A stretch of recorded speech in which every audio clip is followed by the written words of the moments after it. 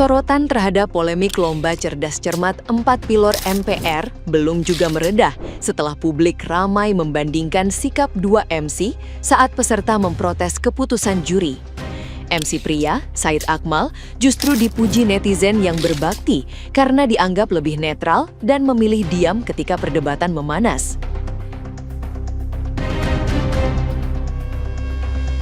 Berbeda dengan Cindy Lutfiana yang terus disorot akibat komentarnya soal perasaan peserta, hingga akhirnya ikut terseret gugatan bersama dua juri ke Pengadilan Negeri Jakarta Pusat.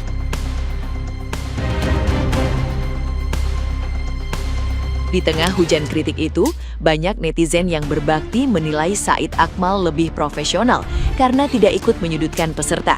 Sementara Cindy dan dua juri dinilai gagal menjaga objektivitas perlombaan setelah jawaban serupa justru mendapat penilaian berbeda.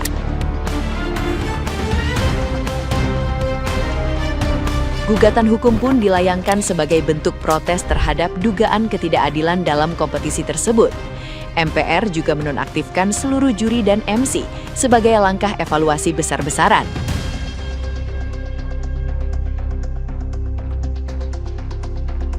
Nah, gimana nih menurut netizen yang terhormat? Silahkan berkomentar ya.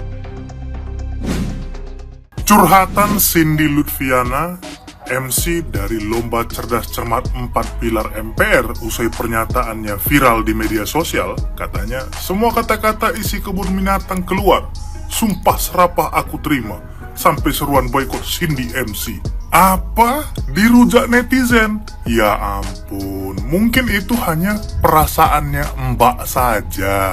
Netizen Indonesia itu sangat kompeten di bidangnya. Jadi nggak mungkin netizen melakukan hal yang seperti itu, nggak mungkin. Itu hanya perasaan Mbaknya aja. Mungkin cuman perasaan adek doang. Haram menyebut kalimat-kalimat seperti itu, apalagi membela salah satu peserta atau menyudutkan salah satu peserta. Temenang MC mah kawas gitu teh yo, perlu diperhatikan yo. Harapun bibir kita teh yo teh mikrofon, jadi nanti lamun ngomong teh kudu rada dijaga, kudu rada make bismillah heula gitu. Lamun misalkan arek salah-salah ngomong teh kudu astagfirullahalazim gitu, geus tong jadi ngomong teh. Jadi lamun kayak kawas gitu mah kan kanyahoan bahwa si MC teh bisa diajak cincai-cincai. Lain kalinya memeh show teh yo, ceuli teh ada dikorekan heula tong sampenya dina ceuli teh aya kopokan keneh gitu. Jadi nanti herakeun kanyahoan budak yo, dikorek heula ceulina. Kitu nya teteh Cindy nya. MC LCC 4 Pilar Kalimantan Barat sudah minta maaf, tapi yang janggal dari permintaan maafnya itu tidak ada bentuk pertanggungjawaban. Dia hanya meminta maaf, bilang kalau dia hilaf, mengakui kesalahannya dan mohon dimaafkan kesalahannya, tapi pertanggungjawabannya mana? Jadi tolong banget kalau orang-orang itu mengakui berbuat salah, bertanggung jawab juga, karena itu yang fair. Kenapa? Karena Dewan Juri yang MC ini udah salah ya, Dewan Juri udah salah. Tapi MC itu juga punya peranan yang sangat fatal di dalam perlombaan ini. Dua, yang pertama, dia bilang ke peserta kalau misalnya sudah terima saja apa yang disampaikan oleh Dewan Juri kompeten. Jadi menutup akses untuk peserta lebih speak up lagi. Kesalahan yang kedua adalah ketika dia bilang Dewan Juri sudah teliti mendengar, jadi tidak ada salah. Padahal jelas Dewan Juri tidak teliti untuk mendengar. Yang ketiga adalah ketika seharusnya dia sebagai MC itu mendengarkan dengan jelas jawaban dari para peserta, dan seharusnya ketika dia mendengarkan, dia harusnya tahu kalau peserta ini tuh benar, dan dia harusnya membela peserta di saat sesi perlombaan, bukannya malah menutup akses peserta dan kemudian bilang peserta udah terima saja dan malah membela Dewan Juri. Jadi ini kita butuh tuh pertanggungjawaban, bukan hanya permintaan maaf. Satu lagi kejadian yang viral yang memalukan untuk kita Konoha kita ini. Kasus di mana cerdas cermat yang viral baru-baru ini, saya rasa sudah hampir ratusan orang memberi tanggapan. Wow. Yang perlu kita soroti di sini adalah, pertama, saya ada 3 yang mau saya tanggapin. Pertama, kita harus memberi support kepada adik yang namanya Josefa. Ini adalah siswa bibit-bibit unggul di masa depan yang berani memperlihatkan prinsipnya ketika haknya dizolimi, Dia berani berbicara walaupun tidak didukung sekelilingnya pada saat itu.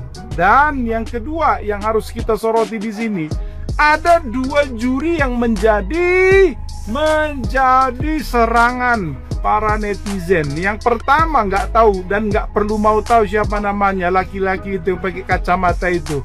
Padahal dia sendiri pun sebetulnya malu mengakui waktu dikoreksi. Dia sadar jawaban si Josepa ini benar, tapi karena sudah kepalang malu, alih-alih mengakui kesalahan kesilapannya, malah terus membenarkan dirinya dengan dalih ini dan itu.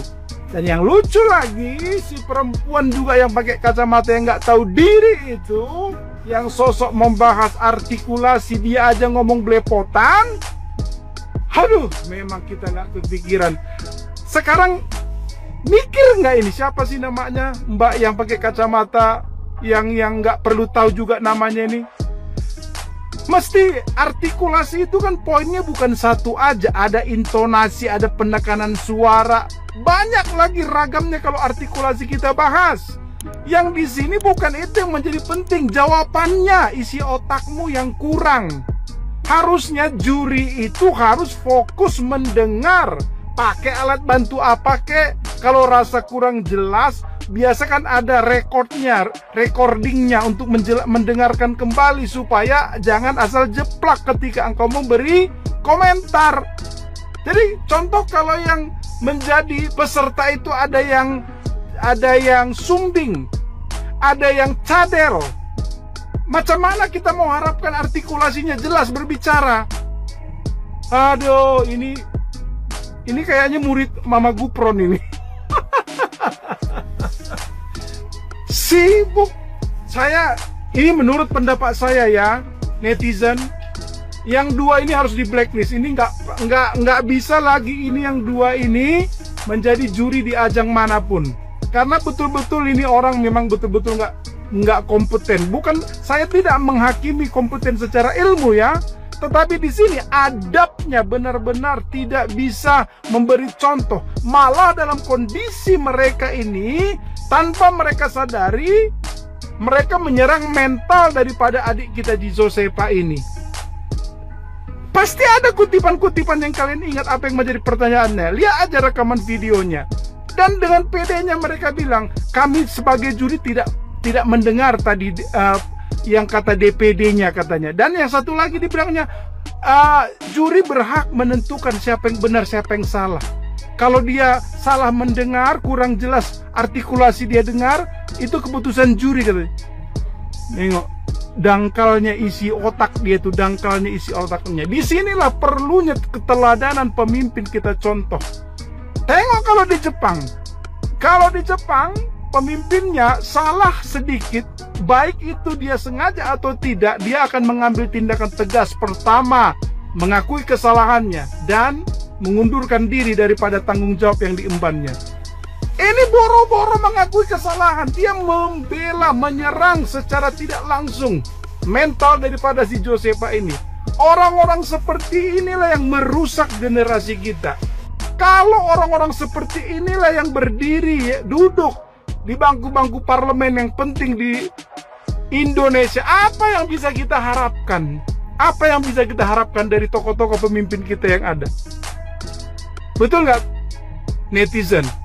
Dan satu lagi yang kita perlu soroti, astaga, setelah salah, tadinya viralnya ini apa? Artikulasi. Sekarang sibuk daripada apa itu Kemendikbud atau apa nama dia itu, kasih klarifikasi. Gara-gara speaker yang rusak diarahkan ke juri, jadi kurang.